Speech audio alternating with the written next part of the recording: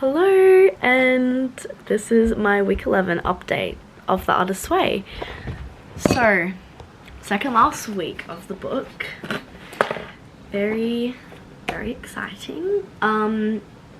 This week I remembered I did not get a lot of sleep this week. I had 6 was maybe like the max I got that week. I'm recording this in week 12 again, so yeah. Yeah, like I feel tired now that I'm like talking about that. Now I'm like, oh, I went to sleep because I did not get that much sleep last night either, but that's okay. But I got like 6 hours at the max for sleep, which 6 hours itself doesn't sound that bad, but when I'm dancing 6.5 hours each day at the minimum, it's not a lot of sleep. Like going to bed at 10:30, getting up at 4:30 is not great, and that was like the best that it was last week. Like the worst that it was like 11:30 sleeping, which is only like 5 hours of sleep for a day of full-time dance, which is not great. And it was bad because every day was like that last week. And it's ironic because in the week prior I made a promise that in this week, in one of my tasks, I said I would give myself enough sleep each night of the week, and I definitely have not done that. So yeah, interesting. But this week was recovering a sense of autonomy. This week we focus on our artistic autonomy. We examine the ongoing ways in which we must nurture and accept ourselves as artists. So it talks about acceptance. It said how being true to the inner artist often results in work that sells, but not always. I have to free myself from determining my value and the value of my work by my work's market value, which I thought was an interesting perspective, because I guess if you do look at it, everyone does put in different work and does different things for their art than another person might next to them. So it shouldn't necessarily be determined by what everyone else is selling a watercolor painting for. Your watercolor painting may be worth so much more or less, but it's worth whatever you feel it is, not based on anything else, which I thought was an interesting perspective. Said I need to create what wants to be creative. I cannot plan a career to unfold in a sensible direction dictated by cash flow and marketing strategies. Those things are fine, but too much attention to them can stifle the child within, who gets scared and angered when continually put off. As an artist, I must be very careful to surround myself with people who nurture my artist, not people who try to overly domesticate it for my own good. Sorry, is what she said. She wrote a lot of this in like her first person experiences. She said, sorry, I need water. When we are not creating, artists are not always very normal or very nice to ourselves or others. It is not to keep trying to be something we aren't. If you're happier writing than not writing, painting than not writing, singing than not singing, acting than not acting, dancing than not dancing, let yourself do it. To kill your dreams because they are irresponsible is to be irresponsible to yourself. I really like that quote. Credibility lies with you and God, not with the vote of your friends and acquaintances. And then it says, Creator made us to be creativity.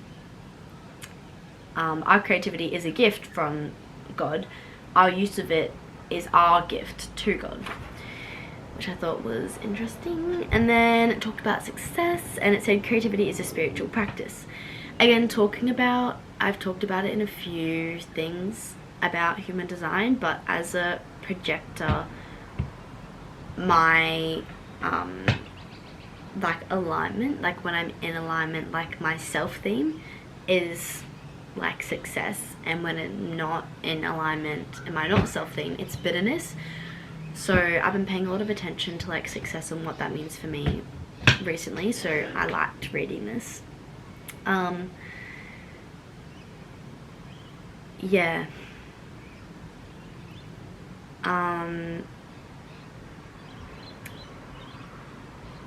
Creativity is a spiritual practice. It's not something that can be perfected, finished, and set aside. It is my experience that we reach plateaus of creative attainment only to have a certain restlessness set in. Yes, we are successful, yes, we have made it, but in other words, when we get there, disappears. Dissatisfied with our accomplishments, however lofty, we are once again confronted with our creative self and its hungers. The questions have just laid to rest now, rear their heads again. What are we going to do now? This unfinished quality, this restless appetite for further exploration tests us. We are asked to expand in order that we not contract. Evading this commitment, an evasion that tempts us all, leads straight to stagnation, discontent, spiritual comfort. Can't I rest, we wonder? In a word, the answer is no. I just read a whole big patch of that, but I thought all of that was relevant for it. The stringent requirement of a sustained creative life is the humility to start again, to begin anew. Another quote says, no amount of skillful intention can replace the essential element of imagination. Too invested in our stations and positions, we are unable to yield to our spiritual leadings, which I also thought was interesting. An artist cannot replicate a prior success indefinitely. Again, it's all external, it's outside of your control what success is. For artists, we are asked to repeat ourselves and expand on the market we have built. Sometimes this is possible for us, other times it's not. And then I wrote, so I must let go of results, ? And I should. I do need to let go of results because it's not about the results. If you're being creative, it should be about the creativity itself and the process of being creative, you know? I don't know. But yeah, actually I do know. I don't know why I'm saying I don't know. I do know that that's what's true for me at least. And then a quote from, I'm going to pronounce this wrong, but Juan Gris, I think, was that French? Sounds French. You are lost the instant you know what the result will be, which I like that quote. Yeah, talking about, yeah. Then it was talking about Zen sports. Most blocked creatives are cerebral beings. We think of all the things we want to do but can't. Early in recovery, we next think of all the things we want to do but don't. In order to effect a real recovery, one that lasts, we need to move out of the head and into the body. What we are after here is a moving meditation. 20 minutes a day is sufficient, it's talking about. So it goes on a whole thing and it talks about different people like going on runs.